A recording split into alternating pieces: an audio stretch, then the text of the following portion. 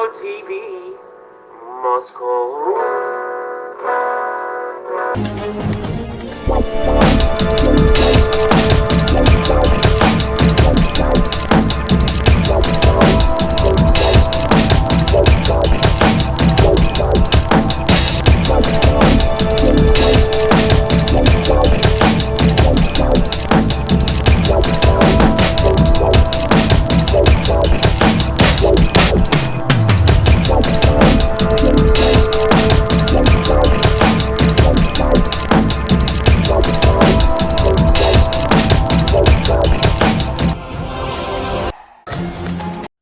Voilà, merci très chers internautes de nous suivre partout à travers le monde, mesdames et messieurs. Donc, bienvenue sur Global Télévision Moscou. Donc voilà, donc Global Télévision Moscou, nous sommes un média centré sur les actualités politiques et socio-culturelles. Donc voilà, et nous faisons aussi, donc nous faisons la promotion des artistes et puis pourquoi pas naba athlète surtout il y a au bazo évoluer libanda ya bamboka. Donc voilà lokola biso tozaka na rubrique moko awa la tranche na biso na chaîne na biso ezalaka rubrique oyo to analysaka mingi actualité surtout ezoleka sur internet. Mais lelo tu es na promotion miko toza en mode promo, tout ça la promotion minimo moni ba vidéo surtout précédente oyo eleki tout ça la plus promotion il y a batu surtout au bazo bimisa ba single na bango ba opus na bango ba album na bango. Mais lelo tokolobela oyo vraiment azo bouger internet tisiko qu'on se le dise. Donc tobo yango te mutu na mutu azaka na moment na ye mutu na mutu azana tana e to ko boya ngote kombo na nani Karine Mokonzi. Donc Karine Mokonzi azana ba sobriquet belé bat babengaka ye la baronne bat musu babengaka ye mami bat musu babengaka ye autorité morale. Donc voilà toko solo la Karine Mokonzi mais trop mikamwa ko mikamwa ko sela binu moi début tant bandi carrière musicale parce que toloba ke Karine Mokonzi ezalaki journaliste to ebite s'occuper azo continuer toujours mosala wana mais a to yeux sur ko toujours développer ye lokola artiste. Premier opus na ye, premier single na ye wa beta ki asalaki hommage na DJ Arafat binomo bomonaki engombe salaki. Deuxième opus na ye, deuxième single à la qui laissez-moi tranquille. Donc si on a mis tout toujours là single na ou babeti featuring na légende mo ya mboka na biso na komba Koffi Olomide titre na yango ezali autorité. Donc d'ici là déjà beaucoup soit déjà donc jour wana ko la somme. Donc d'ici le 25 décembre oyo tozela opus na nengo bime ko bima avec un partenaire idéologie parce que yé babengaka mama YouTube. Donc mama YouTube pour niveau ba record o yazo battre mutu moko te na mini chot qu'on se le dise. Donc ba niveau ba record wana il faut zalaka neti moi faut zalaka fali il faut zalaka ba inonce bi faut zalaka bango qu'on se le dise parce que bango toujours ba actualité sur le net et pour bango ba actualité makasi parce que niveau à Karine Mokonzi et belé au bazolo bake non Karine Mokonzi nga mama YouTube papa mama YouTube ezalaka moko Karine Mokonzi parce que biso to vandi to solo la Karine Mokonzi yo si ba vanda ozana ba vanda ba solo la kayo niveau à Karine Mokonzi ga yango wana Karine Mokonzi ana bateau ba solo la kaye. Donc Karine Mokonzi ana bateau ba solo to ba charge to monde to ba défenseur ba basé belé au ba soutien ya Karine Mokonzi et puis ça mona mo za béni o ngana loba. On comprend donc to mekako donc Karine Mokonzi na bango ezaneti mai na mafuta. Donc différence c'est ça moi makasi yango moni biso to yaka ko chai poids parce que yé pas chai biso poids na lobaki yango na émission précédente nana numéro Karine Mokonzi pourquoi pas na soutenir Karine Mokonzi nana numéro à Ferregola pourquoi pas na soutenir Ferregola les padres pourquoi pas na soutenir il faut na soutenir. Vous comprenez toujours la paix faire rigoler la calamité au bois mais le moral en paix ça bana mai bana monde entier tout en tout cas bande kodanga oya ko bois les 25 wana allez toi les 11 donc tout beau soukara lelo ti bo to beau soukara ti ba les 15 boso rati ba les 15 pondé za ba machine nyo surtout za dans marche to zela Karine Mokonzi pour Karine Mokonzi soka boa ki bo won autorité et au pe ba to comprendre ce ko grandeur na parce que on est to kende de midi à 14h t ndeko na ngai artiste en tout cas ti les 15 bokata donc ti les 15 boboka déjà pour les 25 o rotia libaya na isabino isa somo ici na ibisibino très égal au bakité au global au bakité au global au bakité na lobby déjà parce que biso ça global biso to engloba kanyo surtout en globalité mais sur Karine toujours englobé pour azana équipe vanda o soutenir Karine Mokonzi o belé artiste belé ba na honte parce que niveau Karine Mokonzi na niveau azaleli wana ça ba niveau moko ba level yango pourquoi pas to tchai poa comprendre à un niveau na bango te belé bazolo ba nga mama YouTube te oza mama YouTube te pose à la mama YouTube il faut aller Karine Mokonzi hein pose à la madame il faut à Angelica hein donc ils ont dispose à la maman YouTube il faut à Karine Mokonzi parce que niveau na bango te quoi pour nga vandi biso to ba tout monde vandaka to talaka niveau à Karine a trop likolo pardon botika a trop likolo tu zo mona ba Koffi Olomide aye a vandi a quoi parce que Koffi Olomide a la rappel a moni que Karine pas na makambo parce que il faut ba on peut mon pa ba tout monde peut boye a rappel na intérêt on se le dit hein to boya ngote ba mon pa ba icône na mboka na biso so mona pusani pembeni c'est qu'à comprendre que te loko za ndenge moko asa featuring na Gaz Mawe te tozo la personne na zo mona mais to lo ba pe lo moko Koffi en tout cas fungoli maboko na e to moni mais niveau Koffi za ka moi ngai na ngana yeba moni ba Koffi Olomide ba ba tout moko ayebi ko se mettre à jour comme ça là à jour de ba Koffi zo mona Koffi aza mutu moko aza mama na aza a icône na solo parce que botali Koffi Olomide depuis abanda musique na ti lelo azaka na Gaz parce que ça ni ça ba mise à niveau ça ba mise à jour vous comprenez minute tu na ba Dadju tu ba Naza tu na ba K-Black tu na ba Hiro Lecoq vous mona tu na ba Karine Mokonzi vous mona tu ba Inosbi vous mona yepe Koffi aza surtout classé bango pas azali mais to yebi ba artiste msule lopé ce moni sous formidable ya Weran Tsone ya Noël Ngiama Makanda papa formidable aboki formidable bon mon ande zo chapeauté en tout cas biso to lingi nde bongo musique il faut ezana moi concurrence moko loyale o boaki nga na boaki to tika ni mamba ko finga parce que ko finga ya nango na litomba moko te quoi vous comprenez mes frères donc to lukande o loko to ye to commenter to suis positivité nango et puis to suis pe négativité nango donc il faut boza ba artiste so moni muta sali analyse ya chant na yo to analyse ya album na yo non trouver ça normal to bois que la binoka ba flirter vous comprenez donc na ramener surtout négativité za la kaka ko talaka succès non vous comprenez mes frères artistes. Donc c'est un peu ça. Nous on vient tozoya to analyser totali côté faible, totali pe côté ya makasi. Mais tu remarqué que ba musicien ceux qui to solo li côté za faible zali ba koma ozwa biso logo là ba fiti ba koma ozwa biso logo to sana el moko boité ton demand ezalaka na ba média nyonso tout ba média international ezalaka bazwaka ezana ba média msusu azwaka positivité ya artiste. Il y a d'autres personnes peut bazwaka toujours négativité ya artiste. Donc c'est un peu ça. Mais les londe na eboto sur la mama Karine Mokonzi donc to yebisa to message dans la pesa moko na batu nyosu balinga Karine Mokonzi en tout cas tous ala déjà prêt parce que son na liboso asalaki hommage ya DJ Arafat tout monde ezaki debut ayebaki moi ba makambo mususu te côté mambo tali ba droit d'auteur ba lo moi bongo yango ememaki wana to yebi ndenge son wana na 1 heure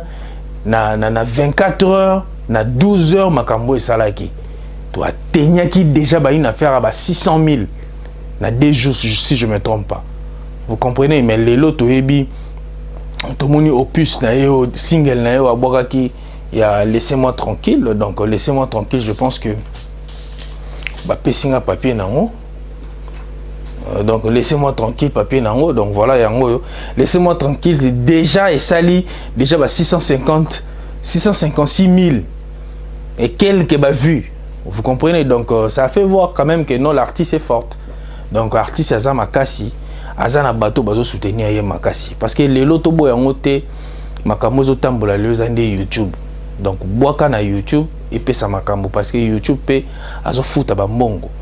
Vous comprenez, donc c'est un peu ça. Mais artiste en tout cas toujours sentir que évolution, il y a artiste toujours toujours bari sur le baka medley na donc alors que malem bazo mata. Première opus c'est qui une première single nae bomona ki ngombi, deuxième single sous ngombi laissez-moi tranquille. Parce que troisième single o izo bima o babeti featuring na mopa o eza somo ya rosaranate. Eza na ba norme nyon surtout donc to luka to pousser en to pousser son et memata ba 1 million de vies ata na intermen et puis ça biso sous maman na force. Parce que bon ozo bima oyo en tout cas to relancer message na ba chinois nyo surtout biso tout aux ana pozo ba ozage on a ça veut dire aux message aux lien partager en po bon oyo en tout cas ezelo ko moko to la kisama ke non Karine Mokonzi a azana niveau moko ya ko sakana te to ye bango sikoyo to luka to sala ngo bongo. Comprends bande konanga donc to tient vraiment poids, ça veut dire chinois nyon surtout aux kaka lien au partager on est tinga na na page na Global Télévision donc Global TV Globalité TV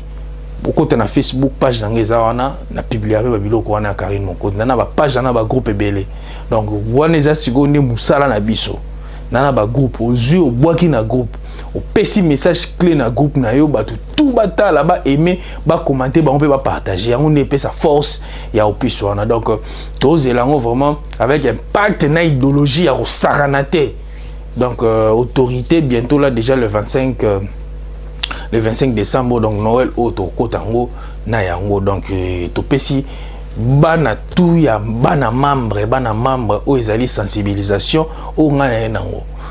Moi, je soutiens Karine Mokonzi. J'ai ma façon de soutenir Karine Mokonzi. J'ai ma façon de faire la promotion de Karine Mokonzi. Moi, mon travail est de promouvoir, mon travail est de faire la promotion. Et ma chaîne YouTube Global Télévision Moscou fait la promotion de tous les artistes.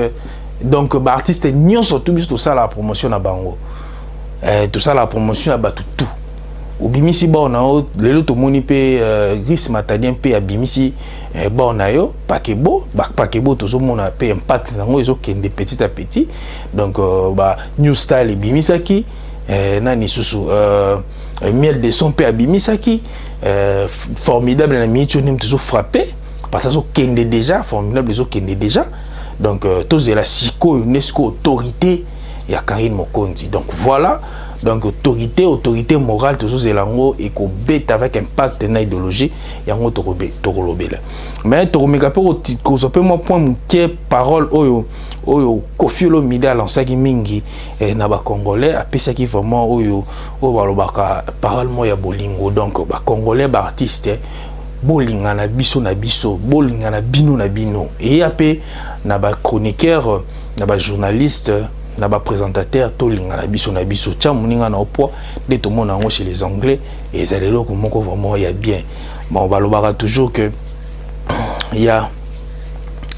a rien plus fort que l'amour donc il y a rien plus fort que l'amour donc tolinga na biso message à Koffi Olomide donc ce moni Koffi Olomide déjà a commis na maturité moko sagesse tant babaka moto so azobi masuki pembe et bakisaka moi sagesse to comprendre vraiment que non pe oyo Koffi Olomide azanango donc ba congolais nyonso tout emboîter les pas ezali loko moko ya bien makasi et ko sala sous Congo fort parce que déjà son moni déjà gaz mawe te Koffi Olomide ya tie poids to mona ki Koffi Olomide chaki ba inosbi ba poids à l'époque ba betanzembo les lopes sous ton moni sous gaz mawete na Koffi Olomide na esa no single wana ezala ndenge nini featuring ngani ezala ndenge nini vous comprenez donc tu comprends que Koffi Boula za na minicho est-ce qu'il faut promouvoir ba pecho bazoya ba gaz fabulos vraiment na ba Samarino vous comprenez, bah c'est belé impair groupe on a impair peu bazo beta ko sakanate ba boka piste na bango dollar na sabino ça na succès na mikili ko sakanate clip impeccable donc maloba en tout cas coup de chapeau à vous quoi mes potes bozo évoluer vraiment kitoko donc pourquoi pas pe tout monde appelle bo impair wana ba beti pe featuring na mopao bobi nini ko pesa toza na mboka na biso toza mboka moko culture na biso eza vraiment envié partout en Afrique. Vous comprenez? Et puis les loso botali lingala na libanda mboka bato belé baromi ko apprendre lingala. Ozo mona mundi bozo ba lingala. Mona mundele neti biso na Russia mundela azala beta ma lingala bien. Ozo mona donc lingala eza langue moko bazo kango bien, eza lokwa langue ba benga créole, hein, et pas ba haïtien. Donc eza langue moko romantique. Vous comprenez, mututo comme linga yo lingala, mututo comme linga rapé na lingala, mututo ngalo. Donc c'est un peu ça. Donc to lingana, ba artiste na biso tout sangana. Vous comprenez, autour ya table moko to solo la marambo tali musique, culture na biso et ko pousse na sous makasi parce que tu dis déjà qu'il fallait pour pas à un niveau mozo qui n'est la bien, makamunezo qui n'est bien tu dis que fait rigolo la paix même makamunezo les cas bien donc tout ça c'est la black box kalamingi pété ma solo donc on a déjà babilo qu'on a hein et ça les loro bon bien to lukapé un jour tout monde il que non jibem piana hein a épé bo a chepé petit moni tia mokeni ti rebo ba petit mot bazo bima ya basi miki ba beti pe mo bor mo boye et ça peut le mot bien donc et ça ka te que non aux prêtre ngana après traité ngana après na danger té bo sauver pe ba pecho bazoya boye bi situation mboka na biso to boité situation un peu difficile mais quand même moi musique moi football ndeki tsaka moi moi ba tenir ya ba congolais na vandi bona ki moi game over ya gaz mawete wa yembele ya beda show au senti que nuance clip à quel nom on a afrobeat vous sentez que et ça fait du bien quoi vous comprenez habiter quoi donc ça la biso moi bien moko yo kengo bo question pe moi tempo na c'est donc il pepele donc voilà les deux alaki karane na lobaki na pesaki na nosaki na ebandeli ya émission nanga que toza rawana plus pour ça la promotion ya ba artiste et puis chaîne nanga chaîne moko promotionnel sur Boutali donc bannière et chaîne na YouTube vous allez voir que j'ai écrit la chaîne promotionnelle donc nous on fait juste la promotion donc voilà donc émission na comme on a souka na kusenga merci na comme chité na la banga j'ai dit comme ça merci à tout le monde tout au bazaki on a vraiment trop attentif et Rolanda tranche au tina souka na pesibino vraiment merci beaucoup donc on pesa mutu au travail na on pesa batu to travail na bango surtout batu équipe mobimba et la nara batu derrière la caméra réalisateur donc tu peux suivre nos mots na okende pour na kaka marambo etali dédicace na lobaki on déjà que sur limba boire yo bien na souka solo la libanga ou fait les assistés donc je dis comme ça merci beaucoup à Marcel Kachina ba mère venayo na pesi mbote bongo ba mère venanga plutôt na Alpha Wakumpala depuis Belgique na pesi bongo TP ba mère venanga na joli Kachina na Canada na pesi pourquoi pas mbote na Christy Moussenkwe donc pilotage automatique donc ya maman la biso on est là Kankou donc na pesibino ba big dédicace na bino donc ba merveille ba joyeux Noël là bas na surtout côté bozali na state wana donc même moral toujours hein banamai donc banamai nanga tout Moscou États-Unis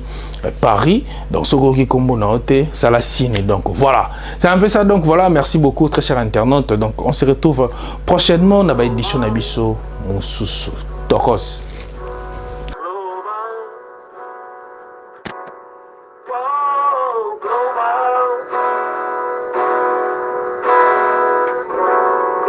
TV, Moscow.